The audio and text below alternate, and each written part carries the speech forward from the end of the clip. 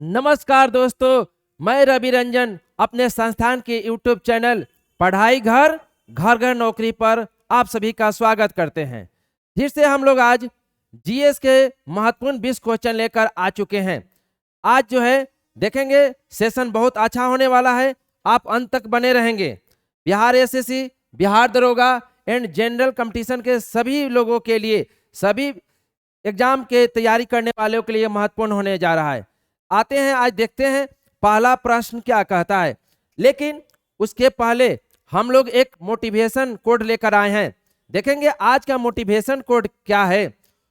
हुनर है तो दिखा जरा, हुनर है तो दिखा जरा, बाजुए का जोर भी लगा जरा, बाजुए का जोर लगा जरा, बगैर मेहनत नहीं मिलती मंजिलें, फौलादी जिगरे को भी आजमा जरा। देखेंगे इसी मोटिवेशन कोड के साथ आज के हम लोग प्रश्न पर आते हैं। तो देखेंगे आज का पहला प्रश्न है, देखेंगे आज का पहला प्रश्न है,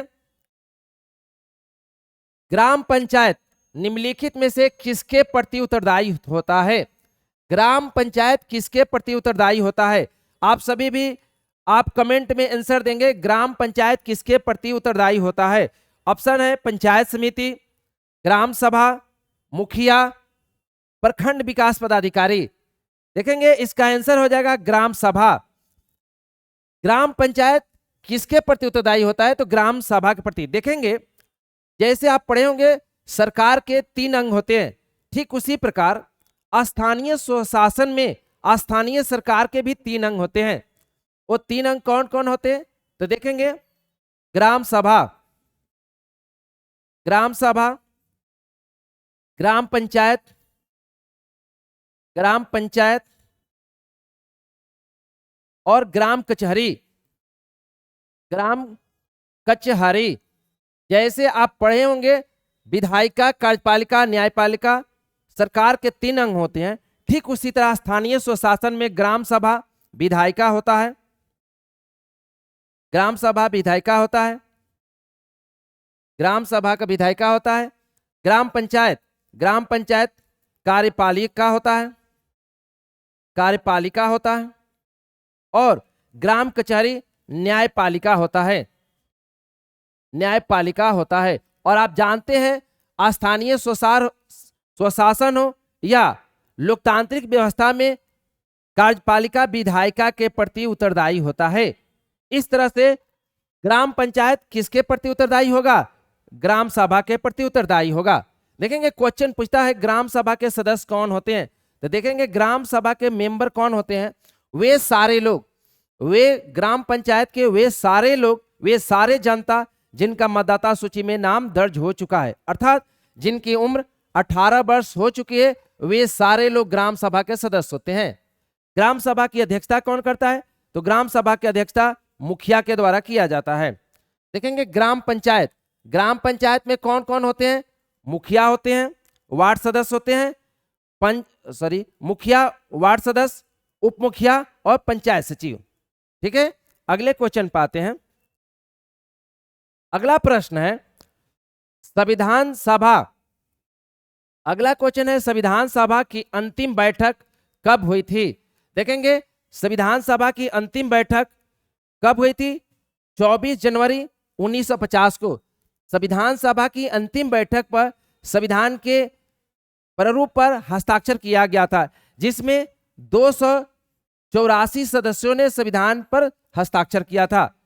देखेंगे 26 जनवरी 1950, 26 जनवरी 1950 को भारत का संपूर्ण संविधान को लागू किया गया। इसे प्रवर्तन की तिथि, प्रवर्तन की तिथि कहा जाता है, प्रवर्तन की तिथि कहा जाता है।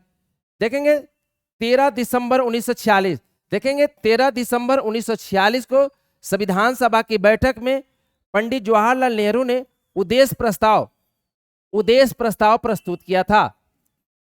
पंडित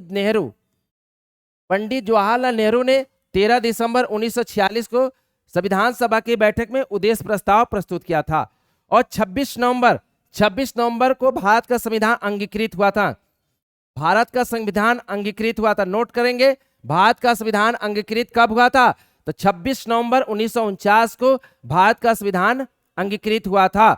और देखेंगे संविधान दिवस, आपसे क्वेश्चन पूछे जाएंगे, संविधान दिवस कब मनाए जाते हैं? आप लोग भी जल्दी से आंसर बताएंगे। संविधान दिवस कब मनाया जाता है? जल्दी से आंसर बता देंगे। संविधान दिवस कब मनाया जाता है? तो देखेंगे संविधान दिवस 26 नवंबर को मनाया जाता है। कब से मनाया जाता है? तो यह 2015 से मनाया जाता है। याद रखेंगे संविधान दिवस कब मनाया जाता है? तो 26 नवंबर को मनाया जाता है। आते हैं अगले प्रश्न पर। अगला प्रश्न कहता है, देखेंगे अगला प्रश्न है, किसी भी राज्य के विधानसभा में अधिकतम और न्यूनतम सदस्य की संख्या हो सकती है। देखेंगे विधानसभा के गठन और विधानसभा की संरचना का वर्णन आर्टिकल 170 में की गई है, जिसमें कहा गया है कि किसी भी राज्य के विधानसभा में अधिकतम 500 और न्यूनतम 60 सदस्य होंगे। चलिए आते हैं अगले प्रश्न पर। अगला प्रश्न कहता है, मैथिली संथाली को निम्नलिखित में से किस संविधान संशोधन के द्वारा 8वीं अनुसूची में जोड़ा गया? देखेंगे मूल संविधान में 8वीं अनुसूची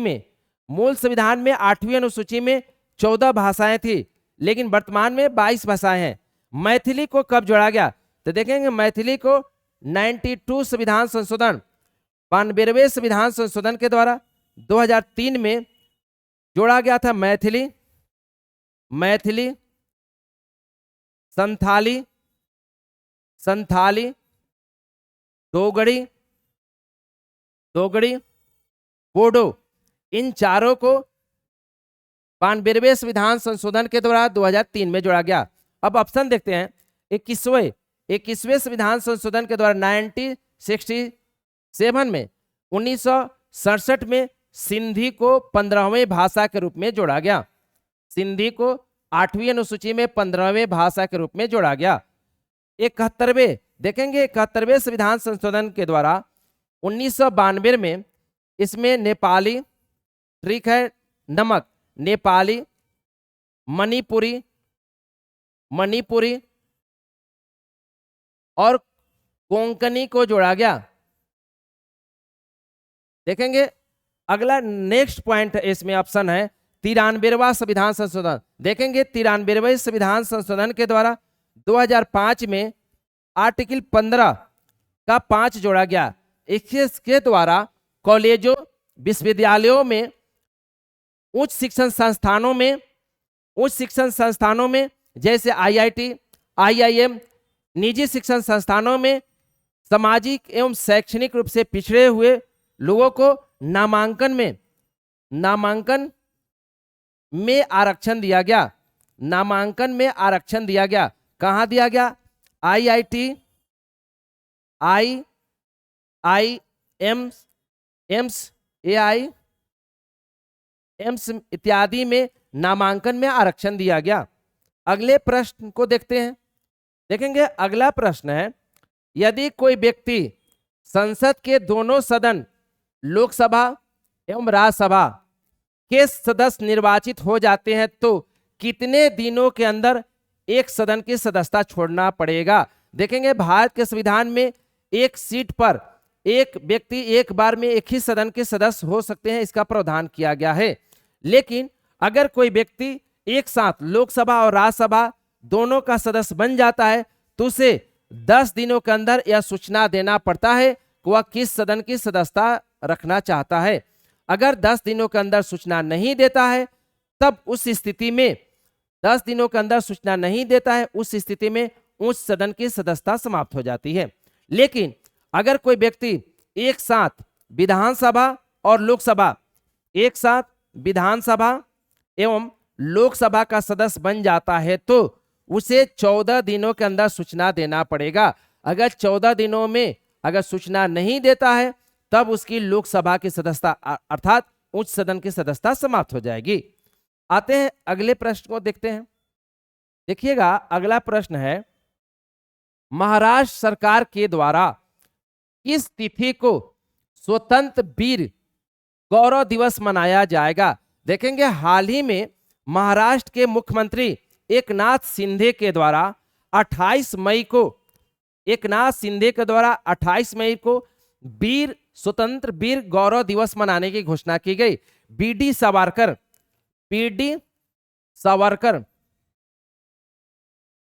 बीडी सावरकर के जन्मदिन पर महाराष्ट्र सरकार ने स्वतंत्र वीर गौरव दिवस मनाने की घोषणा की है। अब 28 मई को स्वतंत्र वीर सावरकर गौरव दिवस के रूप में मनाया जाएगा। देखेंगे अगले प्रश्न पर आते हैं। अगला प्रश्न है, झंडा फहराने का अधिकार निम्न में से कौन सा अधिकार है? आप लोग जल्दी से आंसर बताएंगे। झंडा फहराने का अधिकार कौन सा अधिकार है? मौलिक अधिकार है, विधिक अधिकार है, संवैधानिक अधिकार है, ये मौलिक कर्तव्य है? जल्दी से आंसर बताएंगे। देखेंगे झंडा फहराने का अधिकार मौलिक अधिकार है। देखेंगे वर्ष 2004 में नवीन जिंदल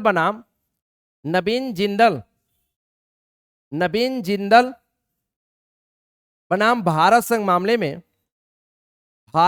मामले में सर्वोच्च न्यायालय ने निर्णय दिया कि भारत के प्रत्येक व्यक्ति को अपने देश को गौरवान्वित करने के लिए, अपने देश के गौरव को प्रदर्शित करने के लिए झंडा फहराने का अधिकार उसका मूल अधिकार है। और इसका वर्णन संविधान के अनुच्छेद 19 का 1 का ए में है। देखेंगे, याद रखेंगे, संविधान के अनुच्छेद 19 के खंड 1 में झंडा फहराने का अधिकार मौलिक अधिकार है। देखेंगे 2004 में नवीन जिंदल बनाम भारत संघ मामले में सुप्रीम कोर्ट ने बोला कि झंडा फहराने का अधिकार फंडामेंटल राइट है। अगले प्रश्न पर आते हैं। अगला प्रश्न कहता है, वर्ष 2023 में भारत अपना कौन सा वर्षगांठ मनाया? देखेंगे भारत अपना कौन सा वर्षगांठ मनाया? आप जानते होंगे, बताएंगे जल्दी से आंसर क्या होगा। देखेंगे भारत अपना 76वां वर्षगांठ मनाया। लेकिन पूछेगा भारत अपना स्वतंत्रता दिवस कौन मनाया?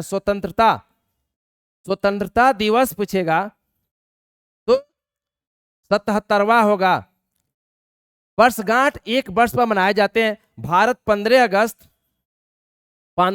1947 को आजाद हुआ, तो भारत का पहला वर्षगांठ कब था? 15 अगस्त 1948 को फर्स्ट वर्षगांठ था। इस प्रकार से भारत कौन सा वर्षगांठ मनाया है? तो 76वां वर्षगांठ मनाया गया। लेकिन अगर क्वेश्चन पूछेगा भारत अपना कौन सा स्वतंत्रता दिवस मनाया, तो आंसर हो जाएगा 77वां। चलेंगे अगले प्रश्न पर आते हैं। देखेंगे अगला प्रश्न है, निम्न में से कौन भारत के राष्ट्रपति द्वितीय चक्र की मतगणना के बाद विजयी हुए? देखेंगे भारत में सिर्फ और सिर्फ एकमात्र राष्ट्रपति जो कि द्वितीय चक्र के मतदान के दौरान विजयी हुए वो थे बीबी गिरी। 1969 में बीबी गिरी भारत के राष्ट्रपति बने थे। उस समय उन्होंने द्वितीय चक्र के काउंटिंग में विजयी हुए थे।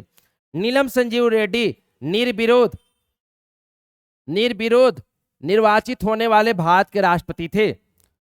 मोहम्मद हिदायतुल्लाह, देखेंगे ये जो है कार्यवाहक राष्ट्रपति बने थे, ये सीजीआई थे, chief justice of India, Bharat के मुख्य न्यायाधीश थे। ज्ञानी जैल सिंह भारत के भी राष्ट्रपति थे। तो आंसर आपका हो जाएगा बीबी गिरी। ज्ञानी जैल सिंह भारत के वह राष्ट्रपति हैं जो सबसे पहले जेबी वीटो का प्रयोग किया था। भारत के राष्ट्रपति ज्ञानी जैल सिंह जेबी वीटो का प्रयोग किया था। आते हैं अगले प्रश्न पर। अगला प्रश्न है, निम्नलिखित में से कौन सा अनुच्छेद बालकों को जोखिमपूर्ण कार्य में नियोजन को निषेध करता है? यानी वह संविधान का कौन सा अनुच्छेद है जो बालकों को खतरनाक कामों में करने से रोकता है? तो देखेंगे शोषण के विरुद्ध अधिकार, शोषण के विरुद्ध अधिकार, इसका वर्णन संविधान के 23 और 24। देखेंगे अनुच्छेद 23 में कहा गया है कि बेगार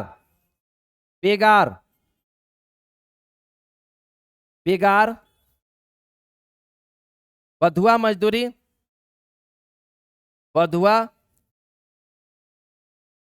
मजदूरी, बलात्श्रम, बलात्श्रम इत्यादि को प्रतिबंधित करता है।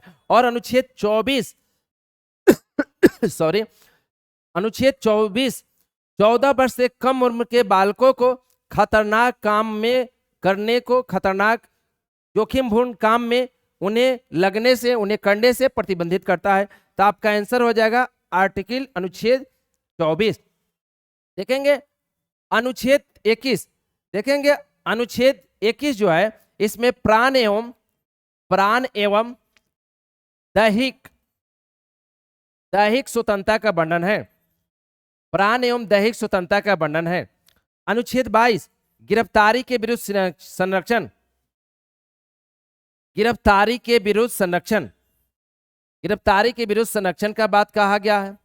देखेंगे अनुच्छेद 23 जो अभी बताए हैं बेगार, बलात्श्रम, बंधुआ मजदूरी इत्यादि को प्रतिबंधित करता है। और अनुच्छेद 24 किसी भी जोखिम भरे काम में यानी खतरनाक काम करने से जो 14 वर्ष से कम उम्र के बच्चे हैं उन्हें रोकते हैं।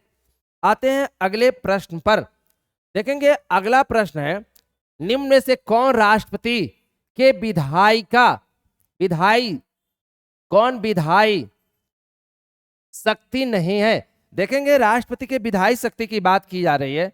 राष्ट्रपति की विधायी शक्ति कौन है, तो देखेंगे राष्ट्रपति अध्यादेश जारी करते हैं, वो अनुच्छेद 123 के तहत यह राष्ट्रपति के विधायी शक्ति हैं। संसद की सत्रावसान राष्ट्रपति की विधायी शक्ति है। राज्यसभा का विघटन और लोकसभा का भंग। देखेंगे राज्यसभा भंग नहीं होता है, राज्यसभा का विघटन नहीं होता है। राज्यसभा परमानेंट हाउस है, राज्यसभा अस्थायी सदन है, उसका कभी भी विघटन नहीं होता है। तो आपका आंसर हो जाएगा राज्यसभा का विघटन। देखेंगे विधायिका, देखेंगे संसद जो है, संसद जिसे विधायिका कहा जाता है, जिसके अंग लोकसभा, राज्यसभा और राष्ट्रपति होते हैं। देखेंगे भारत के राष्ट्रपति कार्यपालिका शक्ति तो इनमें निहित ही है, राष्ट्रपति भारत के विधायिका के भी अहम हिस्सा है, तो इस तरह से उन्हें विधायी शक्ति भी है। लेकिन राज्यसभा परमानेंट हाउस है, राज्यसभा अस्थायी सदन है, इसे कभी भी भंग नहीं किया जा सकता है। चलिएगा अगले प्रश्न पर आते हैं। अगला प्रश्न कहता है, संविधान सभा के विचार का औपचारिक रूप से प्रतिपादन किसके द्वारा किया गया, अर्थात संविधान सभा के प्रथम प्रारूप किसके द्वारा तैयार किया गया। आप बताएंगे जल्दी से आंसर। देखेंगे महात्मा गांधी, मोतीलाल नेहरू, जवाहरलाल नेहरू और एम.एन. राय। देखेंगे महात्मा गांधी तो संविधान सभा के मेंबर भी नहीं थे, आंसर होगा एम.एन. राय। मानवेंद्र नाथ राय संविधान सभा के संवैधानिक सलाहकार थे। एम.एन. राय, मानवेंद्र नाथ राय संविधान सभा के संवैधानिक सलाहकार थे। इन्होंने ही संविधान के प्रथम प्रारूप को तैयार किया था। आंसर हो जाएगा एम.एन. राय। देखिएगा अगले क्वेश्चन पर, अगले प्रश्न पर आते हैं। अगला प्रश्न कहता है, जिला परिषद के बैठक के लिए गणपूर्ति निर्धारित की गई है। जल्दी से बताएंगे कोरम, गणपूर्ति क्या होता है। गणपूर्ति आप बताएंगे गणपूर्ति क्या होता है, जल्दी से बता देंगे गणपूर्ति होता क्या है। देखेंगे किसी भी सभा को संचालित करने के लिए न्यूनतम सदस्य संख्या को गणपूर्ति कहा जाता है। अर्थात किसी भी सभा को आप संचालित करते हैं या किसी भी संस्थान में आप सभा को संचालित कर रहे हैं, तो न्यूनतम कितने मेंबर आएंगे तो सभा होगा या नहीं होगा, इसको कहते हैं गणपूर्ति। कोरम, देखेंगे जिला परिषद की कोरम पूछ रही है गणपूर्ति 1/3 जिला परिषद के लिए बैठक के लिए गणपूर्ति निर्धारित की गई है। 1/20 जो है ग्राम सभा के बैठक के लिए कोरम निर्धारित किया गया है। 1/2 ग्राम पंचायत के लिए कोरम निर्धारित किया गया, ग्राम पंचायत। और देखेंगे 1/10 लोकसभा, राज्यसभा, विधानसभा और विधान परिषद के लिए कोरम गणपूर्ति निर्धारित की गई है। देखेंगे अगले प्रश्न में आते हैं। अगला प्रश्न कहता है, किसी उच्च न्यायालय में अपर एवं कार्यकारी न्यायाधीश की नियुक्ति निम्नलिखित में से किसके द्वारा की जाती है? अपर और कार्यकारी न्यायाधीश की नियुक्ति की जाती है, देखेंगे उच्च न्यायालय के मुख्य न्यायाधीश के द्वारा, सर्वोच्च न्यायालय के मुख्य न्यायाधीश द्वारा, भारत के राष्ट्रपति के द्वारा और राज्यपाल के द्वारा। देखेंगे आंसर हो जाएगा भारत के राष्ट्रपति के द्वारा। देखेंगे अपर एवं कार्यकारी न्यायाधीश एक कभी भी उच्च न्यायालय में हाई कोर्ट में ही होते हैं। अपर एवं कार्यकारी न्यायाधीश की नियुक्ति सर्वोच्च न्यायालय में नहीं होती है, जिला न्यायालय में नहीं होती है कहाँ? उच्च न्यायालय में। देखेंगे भारत के राष्ट्रपति अनुच्छेद 224 के तहत उच्च न्यायालय के अपर एवं कार्यकारी न्यायाधीश की नियुक्ति करते हैं। प्रश्न बनता है क्यों करते हैं, कब करते हैं? तो देखेंगे जब भारत के राष्ट्रपति को लगता है किसी भी उच्च न्यायालय में कार्य बढ़ गई है और उस कार्य को निपटाने के लिए राष्ट्रपति अपर एवं कार्यकारी न्यायाधीशों की नियुक्ति करते हैं। देखेंगे यह नियुक्ति परमानेंट नहीं होता, यह नियुक्ति 2 वर्ष के लिए किया जाता है। देखेंगे यह नियुक्ति कार्यकारी एवं अपर न्यायाधीश की नियुक्ति 2 वर्ष के लिए किया जाता है। कहाँ किया जाता है? उच्च न्यायालय में। अनुच्छेद पूछेगा तो अनुच्छेद 224। आप देखेंगे 69 बीपीएससी में क्वेश्चन पूछा हुआ था, आप भी जल्दी से बता देंगे। उच्च न्यायालय में न्यायाधीशों की संख्या बढ़ाने का अधिकार किसके पास है? संसद के पास है, राष्ट्रपति के पास है या राज्य विधानमंडल के पास है? देखेंगे अनुच्छेद 216 में वर्णित है कि किसी भी उच्च न्यायालय में न्यायाधीशों की संख्या निर्धारण करने का अधिकार भारत के राष्ट्रपति के पास होगा। चलेंगे अगले प्रश्न को देखते हैं। देखेंगे आप लोग भी आंसर बताएंगे। प्रारूप समिति के अध्यक्ष निम्न में से कौन थे? देखेंगे प्रारूप समिति, इसी को मसौदा समिति के नाम से भी जाना जाता है।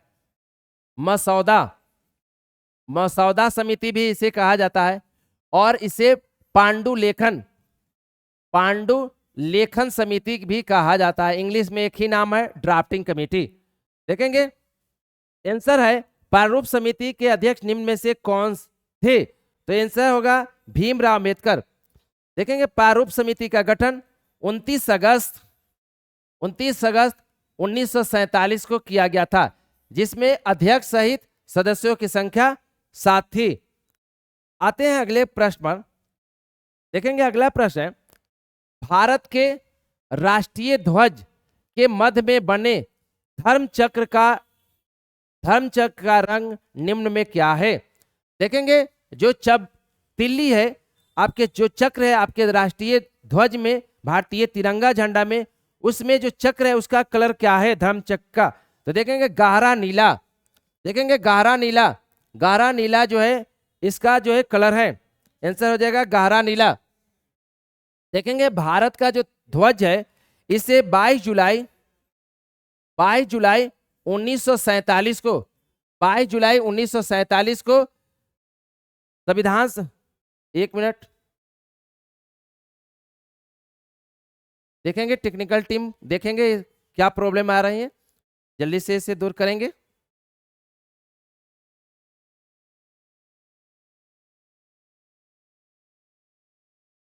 हो जाएगा, चलिए देखेंगे। ठीक है, इसे जो है भारत के राष्ट्रीय ध्वज के मध्य में बने धर्म चक्र का कलर रंग पूछ रहा है क्या होता है, तो देखेंगे इसका आंसर हो जाएगा गहरा नीला। देखेंगे संविधान सभा के द्वारा 22 जुलाई 1947 को भारतीय तिरंगा को राष्ट्रीय ध्वज के रूप में अपनाया गया था। भारत के जो तिरंगे हैं, देखेंगे भारत का तिरंगा जो है वर्तमान में इसका डिजाइन किसने किया था? तो पिंगली वेंकैया के द्वारा भारत का राष्ट्रीय ध्वज का डिजाइन किया गया था। देखेंगे भारत के जो राष्ट्रीय ध्वज है इसके लंबाई और चौड़ाई का अनुपात 3:2 है। देखेंगे भारत के जो राष्ट्रीय ध्वज है उसके सबसे ऊपर कौन सा कलर है? केसरिया। केसरिया का अर्थ क्या होता है? शौर्य और बलिदान। बीच में मध्य पट्टी में क्या है? सफेद। सफेद का अर्थ क्या होता है? सच्चाई। और सबसे नीचे क्या है? हरा, जो कि हरियाली और कृषि प्रधान देश की व्याख्या करता है। आते हैं अगले प्रश्न पर। अगला प्रश्न कहता है, देखेंगे अगला प्रश्न क्या कहता है, ग्राम सभा संबंधी प्रावधानों का उल्लेख संविधान के किस अनुच्छेद के अंतर्गत किया गया है? ग्राम सभा, देखेंगे पंचायती राज व्यवस्था से क्वेश्चन आ रहे हैं। आप बिहार एसएससी, बिहार दरोगा वाले ध्यान रखेंगे, खास करके बिहार एसएससी ग्राम पंचायत से क्वेश्चन आपसे ज्यादा पूछने की संभावना है। देखेंगे ग्राम सभा का वर्णन संविधान के अनुच्छेद 243A में है। ग्राम पंचायत की संरचना देखेंगे अनुच्छेद 243 के बी में है। ग्राम पंचायत, देखिए ग्राम पंचायत में आरक्षण का वर्णन अनुच्छेद 243 के डी में है। और देखेंगे इसमें जो है संरचना, पंचायत की संरचना की बात की गई है। तो इस प्रकार से आपका आंसर हो जाएगा सी 243 का ए। आते हैं अगला क्वेश्चन, कहता है संविधान के किस अनुच्छेद में पद और अवसर की समानता का वर्णन किया गया है? देखेंगे संविधान के किस अनुच्छेद में पद और अवसर की समानता का वर्णन किया गया है? देखेंगे समानता का अधिकार का वर्णन संविधान के अनुच्छेद 14 से 18 में किया गया है। उसी आर्टिकल में आता है अनुच्छेद 16 पद और अवसर की समानता की बात करता है। देखेंगे अनुच्छेद 15 सार्वजनिक स्थल पर जाति, धर्म, लिंग इत्यादि के आधार पर भेदभाव को प्रतिबंधित करता है। अनुच्छेद 18 उपाधियों का अंत का वर्णन करता है। और देखेंगे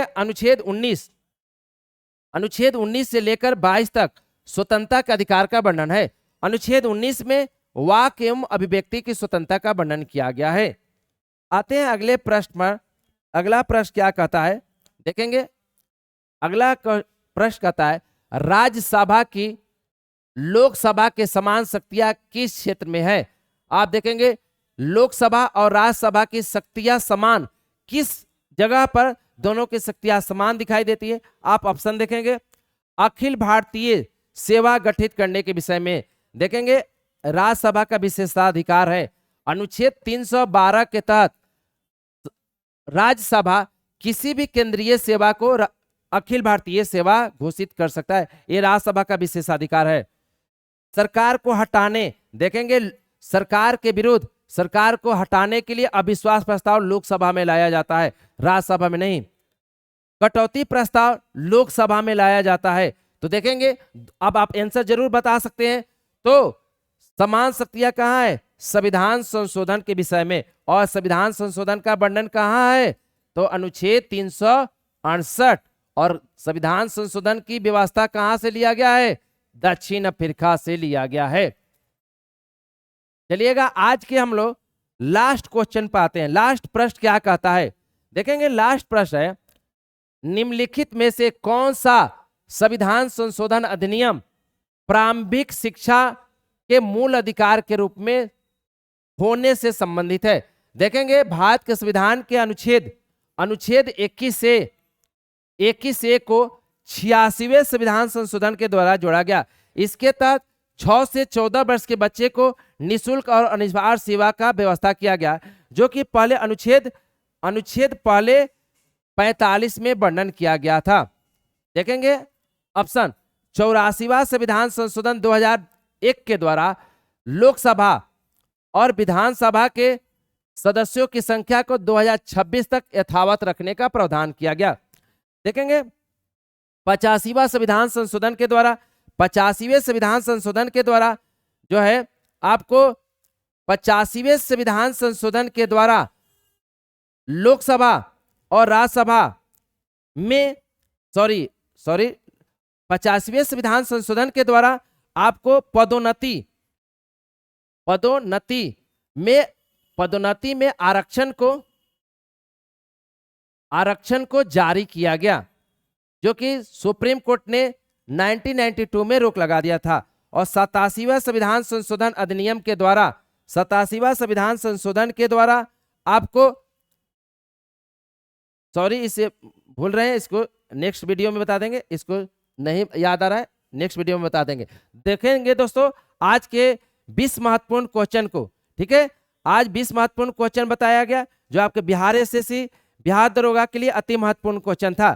तो आप जो इस वीडियो को देखें, अंत तक देखें और अपने दोस्तों के पास शेयर करें और इसे सब्सक्राइब करें और बेल आइकन जरूर दबाएं। तब तक के लिए आज इतना ही, धन्यवाद।